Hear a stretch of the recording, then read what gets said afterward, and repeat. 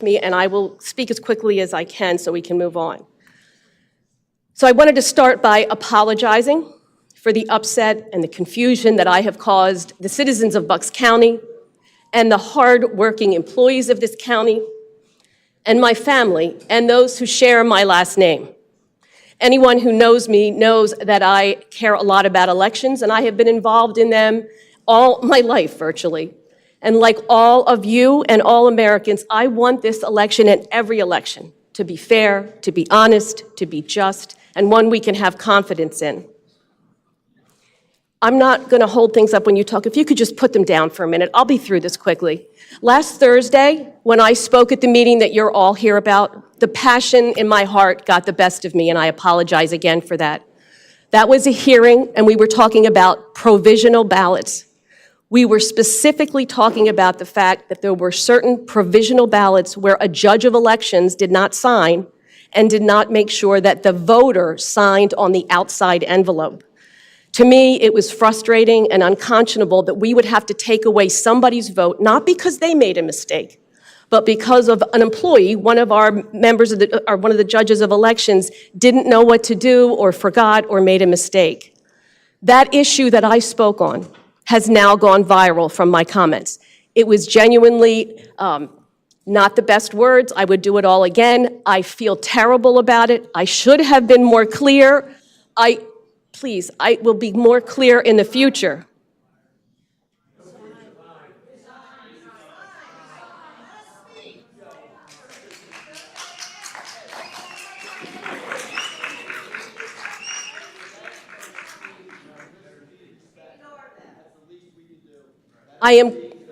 Thank you. I will be done. I mean, it is an apology, so bear with me. That's not like I'm not saying anything against any of you. I don't think I'm alone in the frustrations I had that day. Many counties get confused and confounded by the Supreme Court rules because they have changed at different times. I looked forward to the court taking a stand on this, and quite frankly, that was about provisional ballots, and that court hearing hasn't even been held yet. It's today. And that has to do with the 207 provisional ballots that the judge of elections did not quite monitor correctly. What the Pennsylvania Supreme Court did on Monday was rule, once again, and one time they were another way, that undated mail-in ballots should not be counted. There were 407 of them in the United States Senate race. That clarity came because we rely on the court, and we will not count them, and we have not counted them. My comments were not about those ballots. My comments were about the provisional ballots. And even as I say this, I know it's confusing, and it's no surprise to me that these issues have gotten conflated. It was my poor choice of words. They did get clipped. They were out of context, and they have been shown over.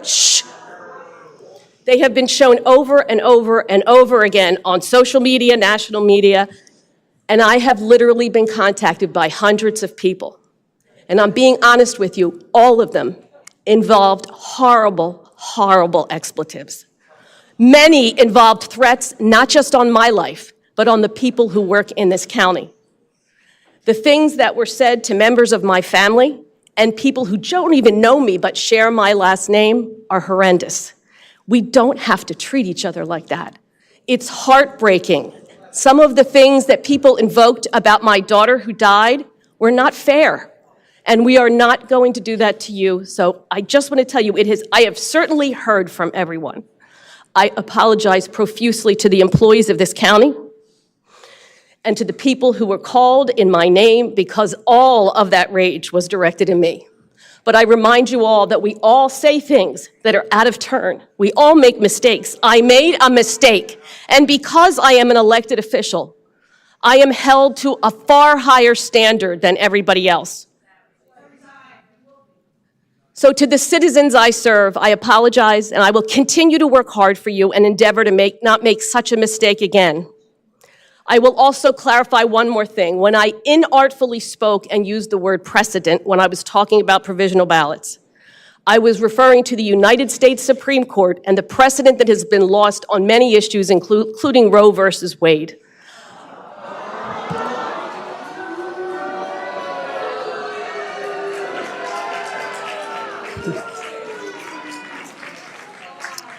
If you would just bear with me for one more minute. Unfortunately,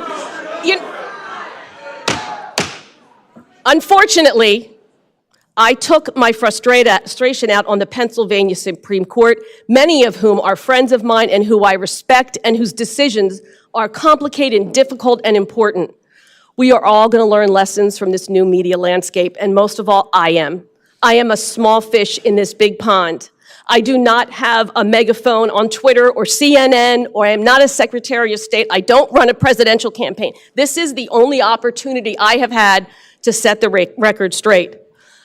Thank you for listening to me. Today is the only chance I have to stop the snowballing, and I don't really think I could apologize anymore, but I am truthfully sorry. And now our first public comment. Commissioner. Okay. We are going to, if this continues, we'll just take a break and then we'll come back in. But we're going to try to do it without taking a break. And our first person for public comment is Christine Heitman. Apologize. Point of order. As we open the public comment period on agenda items specifically, I want to note that the commissioners had contemplated adding the burn ban extension to this agenda. The Sunshine Act permits there being late additions to the agenda where there is a danger to life or property, and here there has been such a recommendation, and the potential emergency warrants the extension of that burn ban for the commissioners' consideration. If you want to make a motion to add that to the agenda before public comment begins. Okay, so I'll make a motion to adopt the recommendation of our Fire Service Advisory Board, our Fire Marshal, our Emergency Management Director to extend our burn ban for 15 days. I'll second. All in favor? Aye. Aye. Or, excuse me, put it on the agenda. My apologies. Correct. Motion is to put it on the agenda to extend for 15 days. Thank you, Ms. Heitman.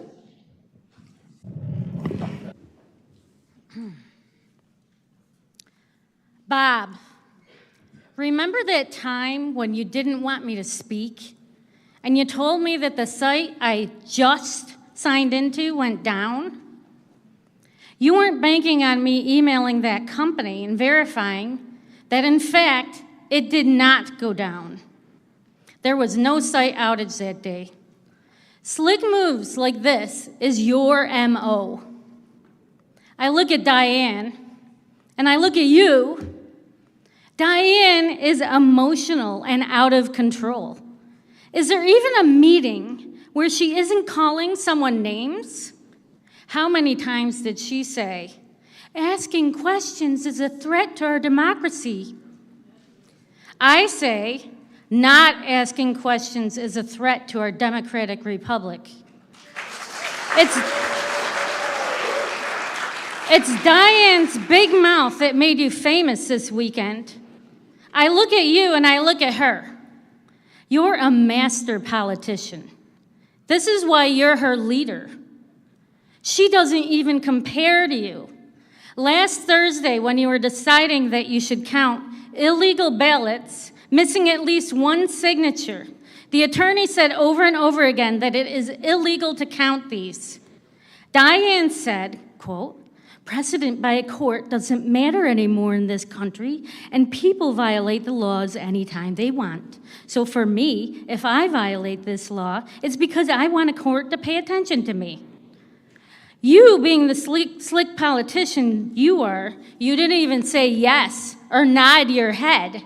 Your eyes were closed and your face was expressionless.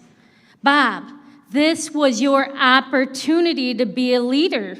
You could have put a big brotherly arm around her and said, there, Diane. I know you're very passionate about this, but we have to follow the law.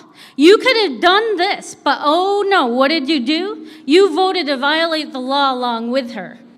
Diane's actually right, though. The law doesn't matter anymore in this country because people like you violate it all the time, and all we the people do is sit here and complain. Well, I want to let you know that I'm not going to take it anymore.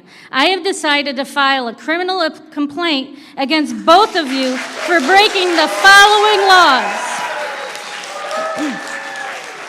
Title 25, Section 3050, Title 25, Section 3501, Title 25, Section 3510, Title 25, Section 3527, 52 USC 10308. Oh, and by the way, Gene, when they're arrested, we want an evening town hall style commissioners meeting once